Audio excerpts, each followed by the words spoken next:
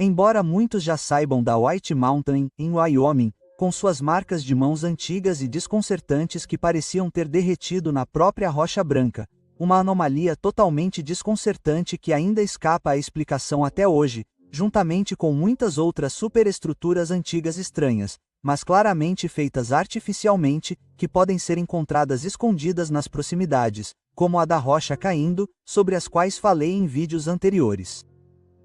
O que muitos podem não saber é de uma anomalia possivelmente da mesma idade, talvez até mais antiga, que pode ser encontrada em outra montanha que compartilha seu nome com ela também, cercada por anomalias incrivelmente antigas, muitas das quais também claramente de origem humana ou mesmo possivelmente de origem alienígena. Descoberta cerca de 40 quilômetros ao sul de Delinga, agora conhecida como Bong Mountain, dentro da prefeitura tibetana e mongol de Haik. Este lugar pode de fato possuir evidências de uma supercivilização global perdida, uma que possui conhecimento e tecnologia, que eles aproveitam para construir essas muitas estruturas simplesmente enormes e aparentemente impossíveis, todas as quais ainda confundem os mortais. Esses vestígios que não podem ser escondidos ou ignorados, geralmente indicam uma idade de centenas de milhares de anos, e, portanto, as anomalias em si, se a erosão for severa o suficiente, muitas vezes são descartadas como formações geológicas, e, portanto, nosso próximo item de interesse não é exceção.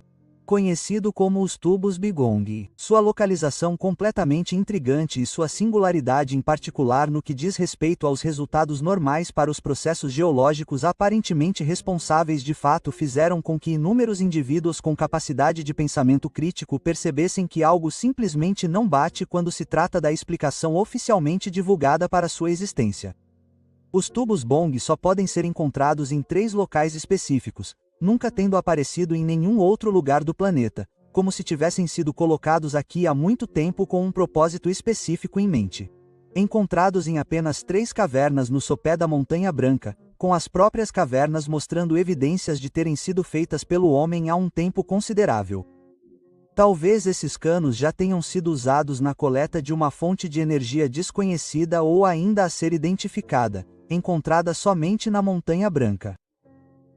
No entanto, infelizmente, com a rejeição rápida e repetida pelos poderes constituídos de que eles não passam de resultado de atividades geológicas, eles evitaram, de forma previsível e conveniente, que o olhar curioso e as mentes investigativas das massas pudessem finalmente chegar ao fundo de qual era sua verdadeira função passada. No passado, abordei os feitos antigos e surpreendentes realizados por nossos ancestrais perdidos em sua busca para controlar e aproveitar o poder da natureza. Um exemplo popular e mais conhecido seria o do Nometer, uma viga alta e imóvel que mide os níveis de inundação do Nilo. Isso, por sua vez, permitia que os antigos egípcios previssem com precisão a quantidade de grãos que seria colhida no ano seguinte, pois eles já haviam estabelecido de alguma forma que o volume de lodo distribuído pelas terras agrícolas, um rico fertilizante natural, sempre coincidiria com o volume de suas colheitas, permitindo-lhes preparar e evitar possíveis fomes. No entanto, há muitos outros convenientemente pouco compartilhados ou discutidos, na verdade, aparentemente ignorados e esquecidos. A razão pela qual há muito postulei é devido à sua construção complexa e muitas vezes totalmente desconcertante, sem mencionar a metodologia avançada e engenhosa exibida em inúmeros locais, que em troca são simplesmente impossíveis ou pelo menos extremamente difíceis de explicar por meio da narrativa oficial de uma ancestralidade mais primitiva. O Canadá, por exemplo, embora seja difícil de ignorar, é previsível que seja pouco compartilhado ou comentado. Por essa tecnologia agora perdida, que já foi responsável por abastecer cidades inteiras com água doce, fazendo com que a água atravessasse redes subterrâneas, eles escapariam da evaporação pelo sol escaldante do deserto. Eles já eram capazes de tornar os desertos verdes há milhares de anos.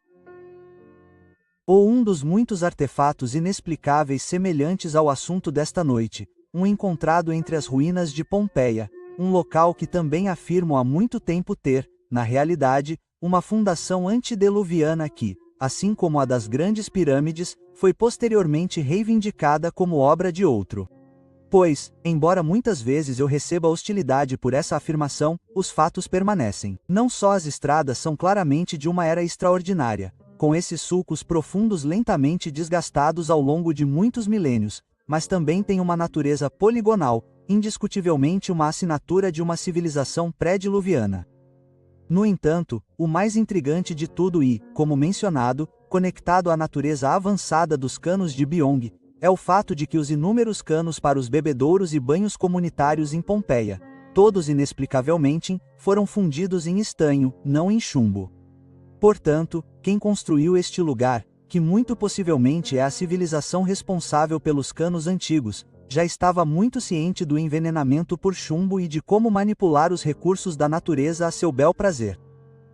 Talvez esta seja uma das muitas razões pelas quais Pompeia conseguiu florescer a tal ponto dentro da história antiga conhecida e bem estudada, pois os sistemas de esgoto e água eram incrivelmente avançados e higiênicos e, portanto, perfeitos para morar e prosperar. Havia, é claro, em retrospectiva, no entanto, uma vulnerabilidade específica que eles aparentemente ignoraram. No entanto, estou divagando. Descoberto em 2002 por um indivíduo conhecido como Iaijo. Assim que a descoberta chegou à imprensa, ela previsivelmente começou a ganhar força como a possível prova definitiva da existência de uma civilização antiga agora perdida. Uma que, independentemente do meu trabalho e de muitos outros, grande parte do mundo ainda está aparentemente procurando. Com o novo local da agência Shinua inadvertidamente atiçando as chamas quando um relatório de acompanhamento revelaria que testes nos canos mostraram que eles eram construídos com 30% de óxido de ferro, 15% de dióxido de silício e óxido de cálcio, enquanto 8% da composição dos canos era, aspas, não identificável. Além disso, parece que quando se aprofunda na investigação em torno dos canos, acontecimentos muito familiares e obscuros começam a se apresentar em torno de sua descoberta e análise iniciais, pois eles foram, de fato, descobertos silenciosamente na década de 1990 por um grupo de arqueólogos americanos que aparentemente estavam procurando por fósseis de dinossauros na área. No entanto, parece que eles convenientemente guardaram essa descoberta para si mesmos, pois somente em 2002, como mencionado, quando Iaijo, um nativo, as redescobriu, é que elas ganhariam qualquer atenção pública.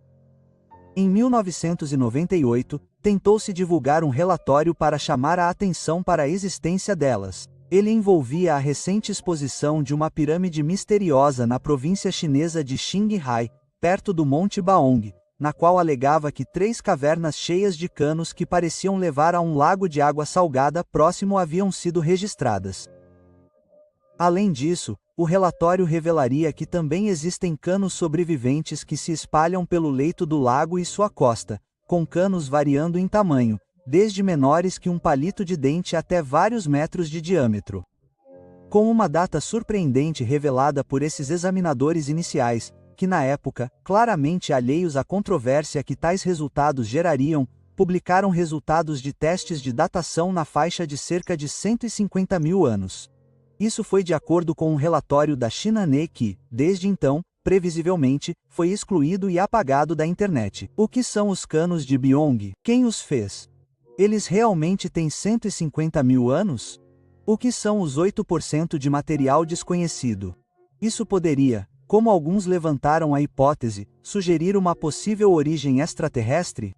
Claro que manterei todos vocês informados sobre quaisquer novas explorações dos canos. Explorações não movidas pelos paradigmas atuais, mas em um esforço para estabelecer exatamente o que eles poderiam ser. Para que você acha que eles poderiam estar usando esses canos estranhos? Por que eles atravessam o próprio lago? Eles estavam usando o lago como alguma forma de fonte de energia? Deixe-nos saber o que você pensa na seção de comentários. Eles são uma arte antiga e claramente muito avançada, o que eu acho muito atraente.